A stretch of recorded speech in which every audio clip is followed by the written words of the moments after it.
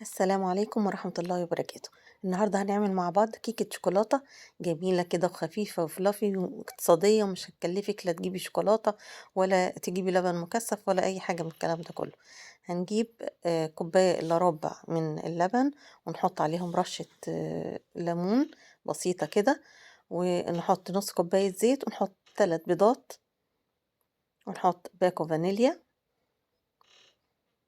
ونضرب بقى المكونات دي مع بعضها كده بالمضرب السلك أو الكهربائي أو في الخلاط بأي طريقة. بعدين نجيب نص كوباية سكر نحطها على الخليط، ونجيب معلقة بيكنج باودر،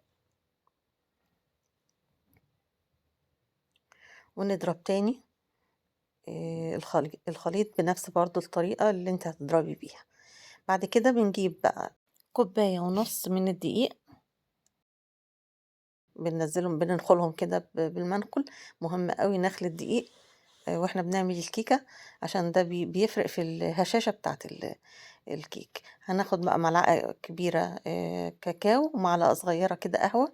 بتفرق طبعا في طعم بتعزز طعم الشوكولاتة كده شوية، تخلي طعمها جميل.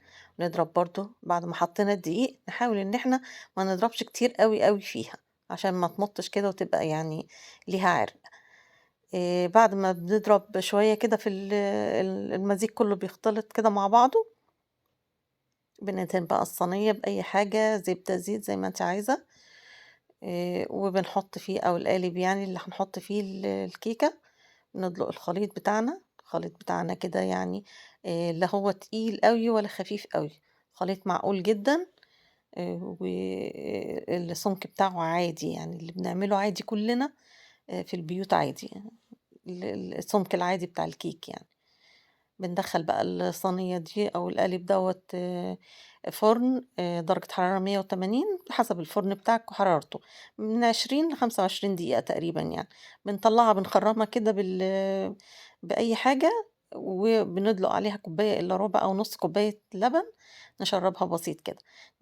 هنحضر الصوص بقى. هنجيب تلت كوباية كاكاو، هنحط عليهم 3 معالق دقيق ومعلقة نشا، اللي اتحطت هتتحط. هي بس المقطع يعني نجيب بسرعة شوية بتاعها كده. ما كانش عندك نشا خلاص هتعملي 4 معالق دقيق بدل 3 معالق. ادي معلقة النشا اهي نزلت. هنحط بقى عليهم نص كوباية سكر وكوبايتين لبن.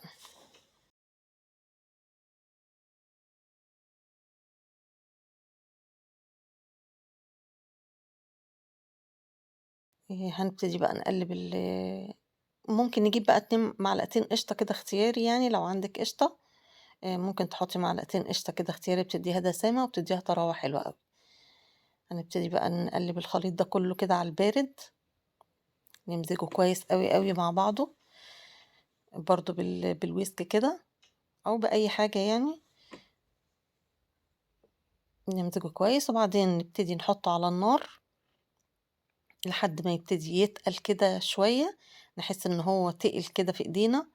نبتدي بقى نروح نازلين بمعلقتين سمنة، بتدي برضو بس على البارد بعد ما نطفي عليه، يعني هنطفي عليه وهنحط معلقتين سمنة زي ما انتم شايفين كده.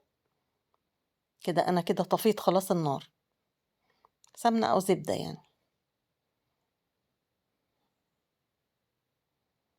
بيدي للشوكولاتة كده طراوة ودسامة، وبيديها لمعة كمان.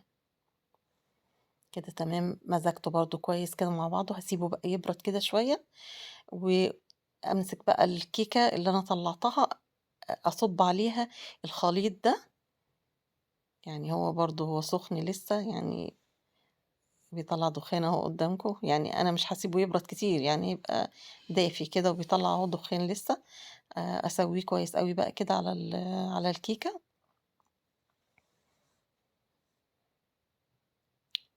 سهلة جدًا، جدًا، ما فيهاش أي حاجة، والشوكولاتة طعمها في منتهى الجمال. وابتدي بقى أزينها باللي أنتم عايزينه، اللي موجود عندكم. يعني مثلًا اللي عايز يحط سوداني مجروش يحط، اللي عايز يحط بندق، أي حاجة، اللي موجود في البيت يتحط. كيكة سهلة وجميلة وهتعجبكم جدًا، ويعني ما بتاخدش وقت خالص، خالص. بنقطّعها بقى وبنقدّمها، هتعجبكم جدًا طعمها وهتعجب الولاد أوي، أوي. و وطبعًا هي تعتبر يعني مش مكلّفة، مش مكلّفة، كل المكونات بتاعتها موجودة عندنا في البيت. منظرها بقى في التقديم أهو، أديكم شايفين، أنا هاقطع لكم حتّة كده أورّيكم. جميلة جدًا الحقيقة، يعني دسمة وطرية وبتدوب كده، والله بتدوب في البُق كده. جرّبوها مش هتندموا. يا رب تكون وصفة الكيكة عجبتكم، وما تنسوش بقى اللايك عشان هو اللي بيرفع الفيديو، والاشتراك في القناة، و وشير للفيديو عشان كل أصحابكم يشوفوه.